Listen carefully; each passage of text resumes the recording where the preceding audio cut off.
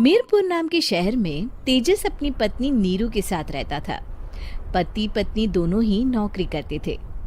एक दिन तेजस गांव अपनी माँ के पास फोन करता है। हेलो, प्रणाम माँ।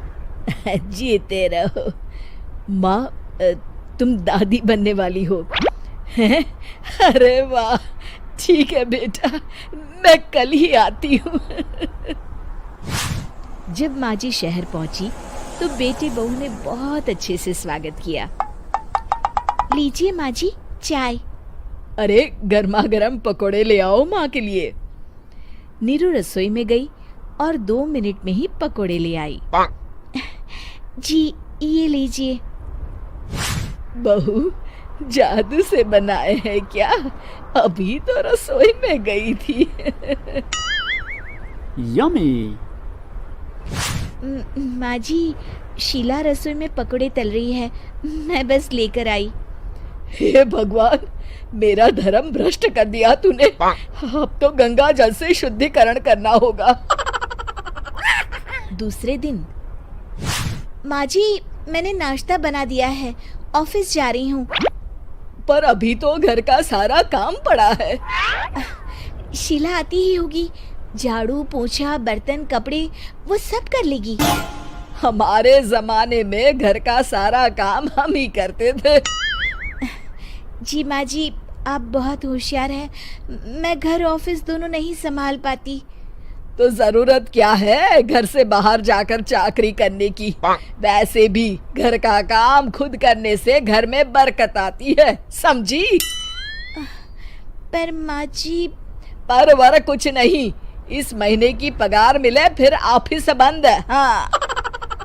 रात को नीरू तेजस से कहती है, सुनिए जी, माँ जी बोल रही थी कि मैं नौकरी छोड़ दूं। वैसे ठीक ही तो है, अभी तुम्हें आराम की जरूरत है। फिर भी आराम कहाँ, शीला को छुड़ाने के लिए बोल रही थी। तो अब 24 घंटे में इतना काम तो कर ही सकती हो। पर जॉब पसंद है मुझे, घर पर मन नहीं लगेगा। अगले दिन जब दोनों ऑफिस के लिए निकल रहे थे, मेरी तो कोई कीमत ही नहीं है इस घर में। माँ जी, आजकल महंगाई बहुत है, रहन सहन भी बदल गया है, दोनों नौकरी करते हैं तभी ठीक रहता है। अच्छा, तू कहना क्या चाहती है?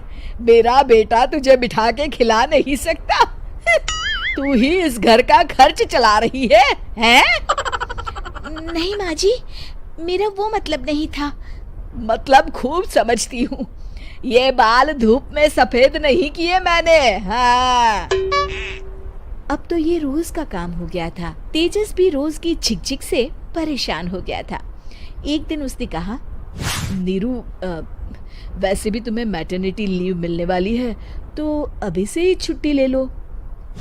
पर क्या, मेरी सैलरी अच्छी खासी है। आखिर नीरू ने रिजाइन कर दिया। जब बच्चा हुआ तो घर में सब बहुत खुश हुए। कुछ दिनों बाद तेजस फाइल देख रहा था। क्या हुआ तेजस, कुछ परेशान लग रहे हो? हाँ, वो हमारी जितनी सेविंग्स थी वो तो हॉस्पिटल में और छठी के फंक्शन में खत्म हो गई है नीरू।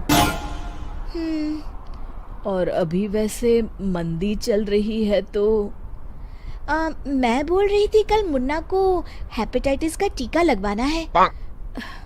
नीरू, क्या पोस्टपोन नहीं कर सकते? नहीं जी, बिल्कुल नहीं।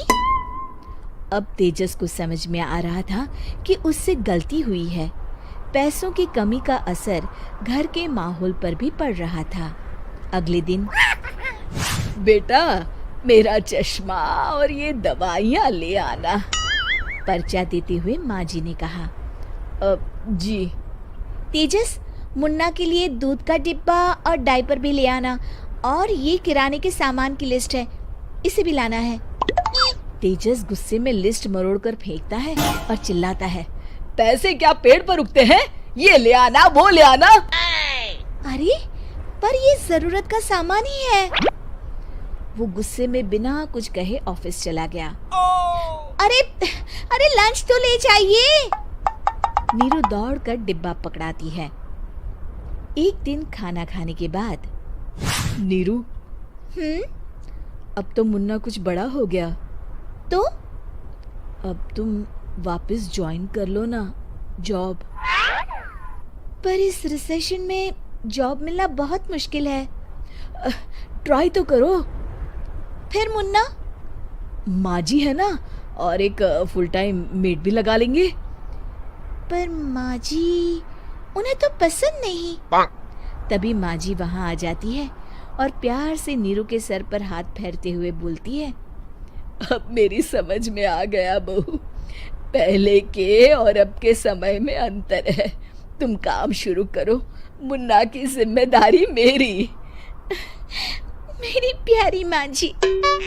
ये कहकर नीरू उनके गले लग गई। शिक्षा